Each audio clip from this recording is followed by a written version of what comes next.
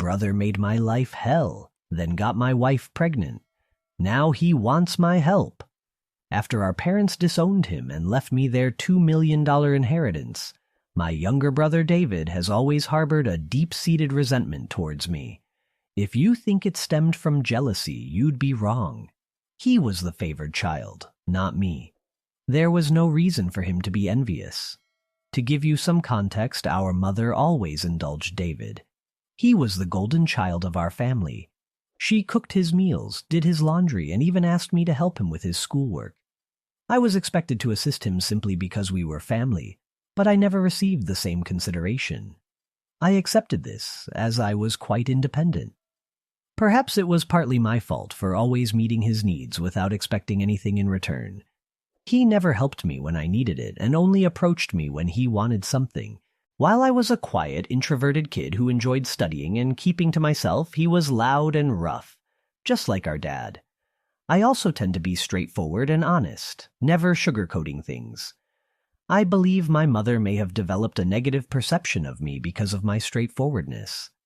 This favoritism made David the family's darling, and I didn't mind it while we were growing up. However, problems began when he started bullying and mocking me for being different from him. He would tease me about my height and the fact that I wore glasses. He would sneak into my room, read my diary, and then complain to my mom about what I had written. When I yelled at him and complained to our parents about him invading my privacy, they would laugh it off, saying it wasn't a big deal. He did more awful things, like nearly breaking my glasses and putting nasty things in my food. He even once put little stones in my cereal, but luckily I found them before they could damage my teeth. When I told my mom, she dismissed it, saying, "This is how brothers bond." Whenever we fought, David would zero in on my insecurities to insult me. We went to the same school, so he knew I was being bullied by a few kids.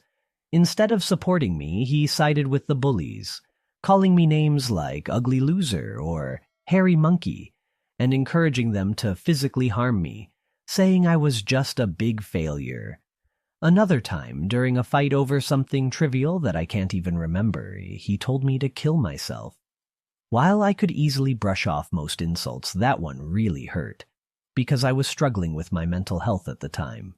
I'm doing better now, but it was devastating to hear that my own brother wanted me dead. Since Dad was often at work and Mom didn't seem to care much, she even scolded me once, claiming it was my fault for irritating him. Things progressively worsened during high school. There was a shocking incident when David attempted to set my hair on fire, and unbelievably, our mother defended him, claiming he was merely playing. Seriously, who behaves like that? Thankfully, my dad eventually sided with me and pointed out the gravity of the situation. He even threatened to call the police on David. This moment was a real eye-opener for my brother, as he had never faced any consequences for his actions before. He was genuinely stunned, and my dad made it clear that enough was enough and that David needed to start respecting his older brother. Later, Dad came into my room to talk. I never expected his support because he always told David how similar they were, which was true. Dad admitted that he had waited for years hoping David would mature, but he was slowly realizing that David was becoming a big bully. Hearing this from my dad was incredibly validating, and I almost broke down in tears. I confessed everything David had done to me over the years, and even mentioned the bullying at school. My dad was shocked at how much I had endured. The next day, he spoke to the principal to ensure the bullies were warned about severe consequences if they continued. Later that evening, Dad enrolled me in MMA at our local gym, telling me I needed to man up and stand up to bullies in my life. I admit, a nerdy kid like me trying to learn to fight might have seemed laughable, but I was very focused. I managed my time well to balance my studies and daily workouts, and the MMA classes completely changed my life and physique. One day, David was up to his antics again. He stole my pocket money, which we received for helping with chores. I had been saving it for a while. David sneaked into my room and took it. I caught him just as he was about to cycle off with his friends. I demanded he return my money, but David mocked me, saying all I could do was run to Daddy for help. I don't know what came over me, but I punched him in the face. He was stunned, fell backward, and I retrieved my money from his pocket before throwing him back down. David started crying loudly, which was quite comical. However, my mother rushed out to help him and find out what happened. When she learned I had fought him, she was surprised and reprimanded me, saying I should be a better role model for David, who seemed to enjoy seeing me scolded. My mother also complained to my dad about my behavior, saying I needed to be controlled. My dad grimly asked both of us to explain ourselves. I told him how David had stolen the money I had worked hard for and saved, while David tried to justify it by saying he needed the money for a date and that, as his brother, I should help him. However, Dad told David he was lucky I only punched him for stealing, because anyone else would have called the police. He continued to tell David that he had no right to take others' things without their consent. David didn't like that and threw a tantrum, likely hoping our mother would side with him. But Dad remained firm. When David realized he wasn't going to be punished for being hit, he screamed how much he hated me and ran back to his room, locking himself in. Following that incident, David began to distance himself from me. He had finally understood that he couldn't bully me anymore, and that even Dad had stopped supporting his antics. For the first time in a long while, I felt like we were equals. Though he could no longer physically harm me, he resorted to verbal insults when our parents weren't around. His behavior worsened with age, becoming angrier and more short-tempered each year. When I approached him with a question, he would ignore me and walk away, muttering insults like nerd or loser under his breath. If he needed to communicate something, he would relay it through our mother instead of speaking to me directly.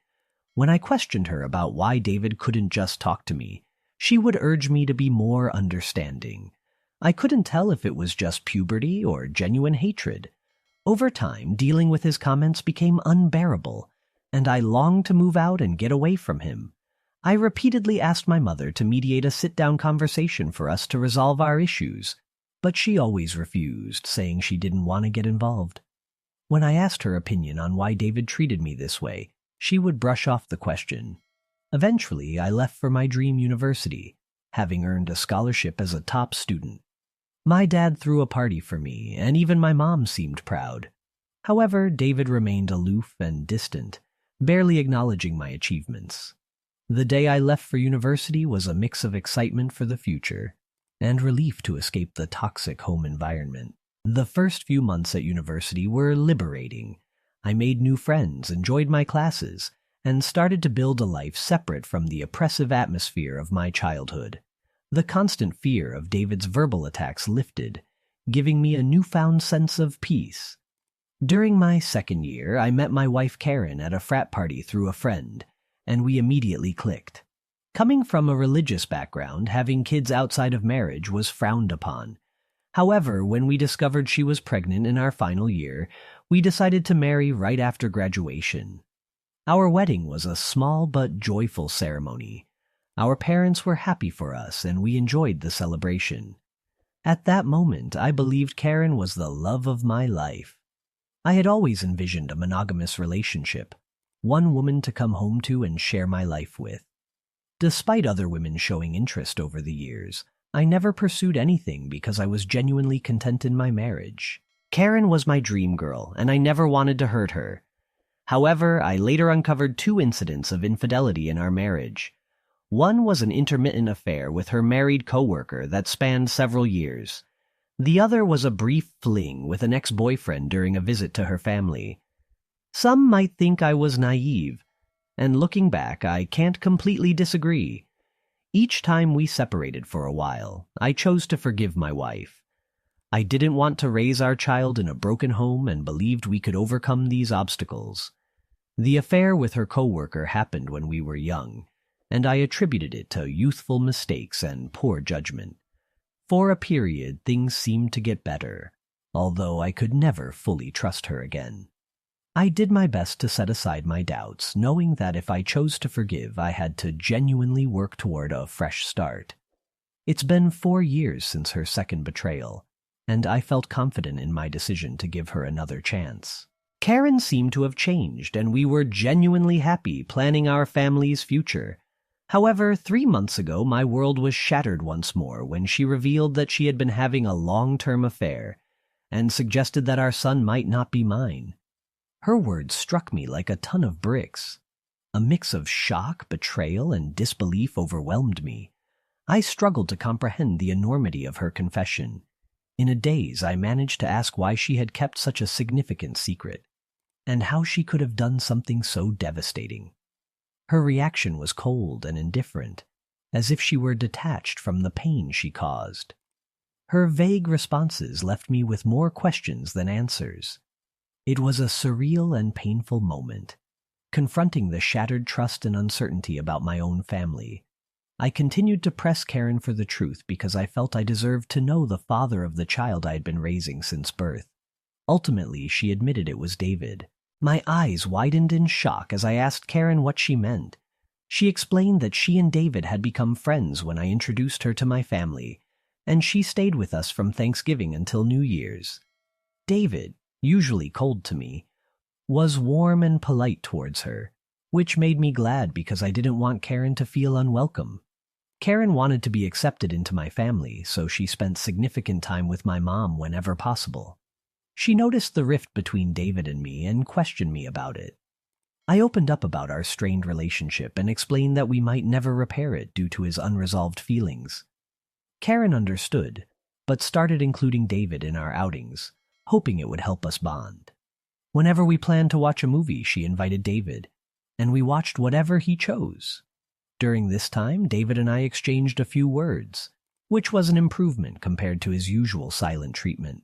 I remember Karen and David hanging out and playing video games together, but I never thought much of it. Karen told me that one day David opened up to her about his struggles in a recent breakup. Feeling vulnerable, he struck up a friendship with her. She mentioned that he would harmlessly flirt with her when I wasn't around, and eventually things escalated beyond her control. The vision of my wife and brother sleeping together made me feel sick. Karen confessed that she felt guilty afterward and left him, which matched her abrupt decision to go home instead of spending New Year's with me. Although I tried to convince her to stay, she was adamant about leaving. When we met back at college after the holidays, she was her usual cheerful self, so I didn't question anything. 2 weeks later, we found out she was pregnant. Karen admitted she didn't know if the child was mine or David's, and with no way to prove it, she chose to stay with me, knowing I was the more dependable brother. This was why we got married. My world felt like it was crashing down. The son I loved might not even be mine. I asked Karen if she had been sleeping with David recently, and she slowly nodded. She revealed that they had always stayed in touch because their chemistry was undeniable. They would sneak off to hotels, lying to me about working overtime. She admitted that half of her business trips were actually romantic getaways with him. I asked why she married me if she wanted my brother, and Karen said she didn't want to be the one to break off the marriage. She saw me as a wonderful father to our son and decided to stay. In her words, she made a mistake and didn't know when to stop. I told Karen I was glad she told me the truth, but that I was going to pack up and leave. She started crying, asking for forgiveness, and expected me to yell at her. Instead, I calmly packed my clothes. Karen insisted that if I loved her, I should fight for her, and that mistakes happen in every marriage. When she realized I wasn't going to do anything, she changed tactics, saying our son would be affected by a divorce and that children shouldn't be raised in broken homes. I reminded her that I might not even be the father, which made her cry more and accuse me of being cruel. It seemed like she believed nothing could make me want to leave the marriage. Perhaps it was partly my fault for letting things slide in the past. While I did love her, it felt more like it stemmed from thinking we had a son together and had been together since college. Karen kept insisting it wasn't too late to fix things, but I struggled to believe her and had no patience left. Trust was a major issue, and her words felt hollow. Even if I forgave her, I could never forget she slept with my brother. I've always believed in forgiving mistakes because we're all flawed, but this was beyond acceptable limits. I left her crying on the doorstep and checked into a hotel. The next day, I went straight to my parents and revealed everything about my wife's affair with David, explaining how they had been secretly sleeping together for years. The shock on their faces was undeniable. True to her nature, my mother initially tried to defend David, insisting that her boy could never do such a thing to his own brother. Determined to expose the truth, I asked my parents to remain silent and let me call David in front of them. I instructed them to stay quiet so I could catch David off guard, making him believe it was a private conversation. When David answered the phone, I confronted him about the affair. At first, he vehemently denied it, refusing to accept any responsibility. However, when I told him that Karen had admitted to everything, he started blaming her, calling her characterless. He claimed it wasn't his fault if women were attracted to him, and that he was the better-looking brother. I told him firmly that I would expose him. When David mocked me, saying no one would believe me because he was the golden child, I scoffed at his arrogance and thanked him for confirming the truth. Knowing our parents had heard everything, David went quiet, then spluttered, trying to explain himself and salvage his image. My mother, still in shock, demanded an explanation from David. He stuttered through a feeble attempt to justify his actions, blaming everyone else but himself and desperately trying to shift the blame onto Karen. I could see my mother, who had once been protective of her favored son, now felt a mix of disappointment and anger. In that charged moment, I felt a strange sense of vindication. For years I had endured David's torment. Now the truth was out, and the roles were reversed. It was David who stood exposed, his actions laid bare for everyone to see. As David's words faltered, my father, usually reserved in his expressions, couldn't contain his disappointment. He asked me to pass him the phone and began to speak to David. "David," my father began, his voice laden with disappointment, "what you've done isn't just a betrayal of your brother, but a betrayal of this family. You slept with your brother's wife and continued the affair even after they were married. Your actions have severe consequences and have irreversibly shattered the trust we had in you.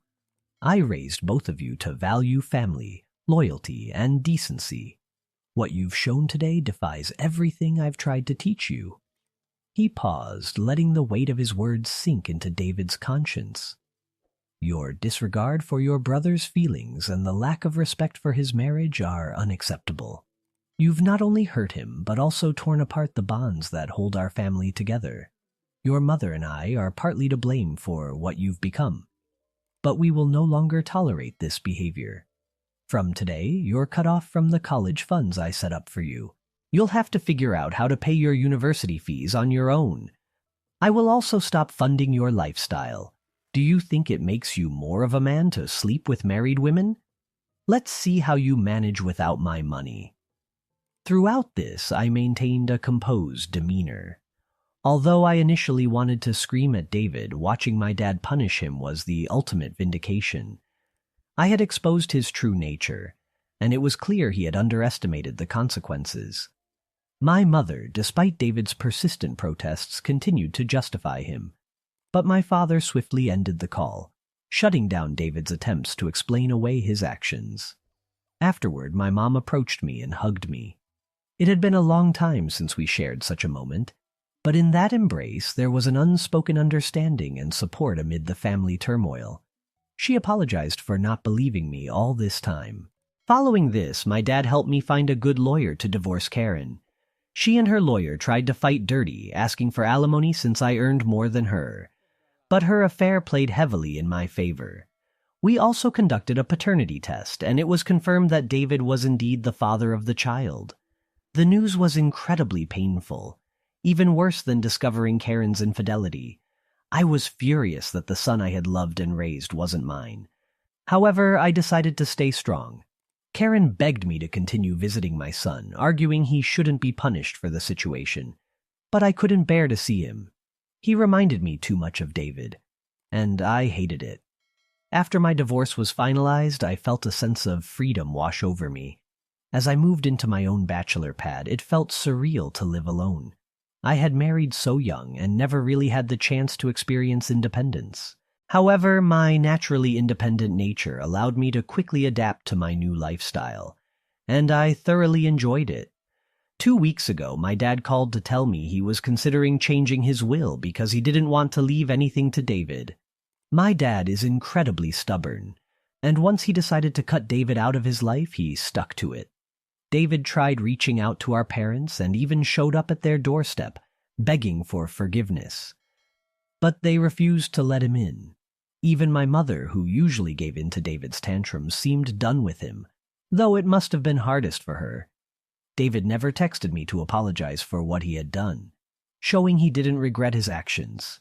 He was just upset about being cut off from our parents. Dad told me he planned to leave everything to me, ensuring David wouldn't contest it later. He would leave David only $1. My eyes widened in shock as my dad had worked hard his entire life, including his assets, retirement fund, and life insurance. The total came to nearly $2 million. The only condition in his will was that if my dad passed away before my mom, she would continue living in their house, even though ownership would transfer to me. I didn't mind this, as I wanted to care for my mom in her final days. Somehow, David found out about this, and unable to reach our parents, called me yesterday trying to make amends. He explained how he was struggling with college and that after Karen discovered the paternity of the child, she had been pestering him for child support. He said he had no money and was looking for part-time jobs but couldn't find anything. He begged me to talk to our family, to start fresh, since he really needed my help. I laughed in his face and told him I was done with him. I reminded him that he should have thought about the consequences before sleeping with my wife and getting her pregnant. David argued that I was being unfair and that Karen was also to blame, to which I agreed. I reminded him that I had divorced her, making her his responsibility now. He shouldn't be calling me to complain about her or the child, since these were the consequences of his own actions. David started to raise his voice, but I interrupted, reminding him that he was no longer the favored child in the family, but the black sheep who had slept with his own brother's wife. At that moment, David began to cry, telling me how everyone, including our grandparents and relatives, had turned against him. While this was true, it was no longer my concern. I told him we were done, and that he should never call me again since I no longer considered him my brother. Since then, I've replayed the conversation in my mind. Despite my hatred for my brother, I had never heard him cry, at least not since we were kids. I won't lie, it did hurt me a bit to see him so helpless. So I guess I'm here to ask if I should talk to our parents about him, or if I would be an a-hole if I don't. Update 1. Hi everyone. Many of you have been asking why I am no longer in contact with my son Henry, and some have even called me cruel. I need to explain that I am not comfortable raising another man's child. This isn't a stepson situation. I was led to believe Henry was my son, only to later discover he is actually my brother David's son. Naturally, this revelation hurt deeply, and I cried over it for days. The main reason I don't want any contact with Henry is that I no longer want Karen in my life. If I remain connected to her child, she will find a way to re-enter my life, and I need my space. You may think I'm cruel or selfish, but I can't see him ever again, at least not for a very long time. Update 2. Most of you correctly guessed that it was my mother who informed David about my dad changing his will, leading David to call me as a last resort to fix things. I confronted her in front of my dad, and she broke down, saying I had punished David enough and that he had learned his lesson. My dad firmly told my mother that if she believed what David did was forgivable, then he could no longer stay married to her, because he could never forgive such a betrayal. This threat silenced my mother. My dad made it clear that if she ever talked with David again and we found out, she could pack her bags and leave. As I mentioned, my dad is very stubborn. Hopefully, my mother will learn from her mistakes. Update 3. Reddit, it's been 5 months since my last update. My relationship with my parents has improved over the past few months. My dad and I go golfing every weekend, and he treats me more like a buddy than a son. Although my mother misses David, she has stayed away from him. The last I heard about David was from my cousin, who said David had been asking everyone for money and eventually had to drop out of college because he couldn't afford the fees. He and Karen are living together and he has a part-time job as a mechanic. Apparently they are raising Henry together, which is a good thing, I guess. I never discuss David with my parents and they don't bring him up either. For everyone asking, I am doing quite well. I was promoted at my job 2 months ago, so my salary has significantly improved. I haven't been dating anyone as I feel I still need time and space to heal. I've been going to therapy, so we'll see how that works out. Thank you for watching. If you haven't subscribed yet, please do so and hit the notification bell to stay updated with more shocking real-life stories happening around you.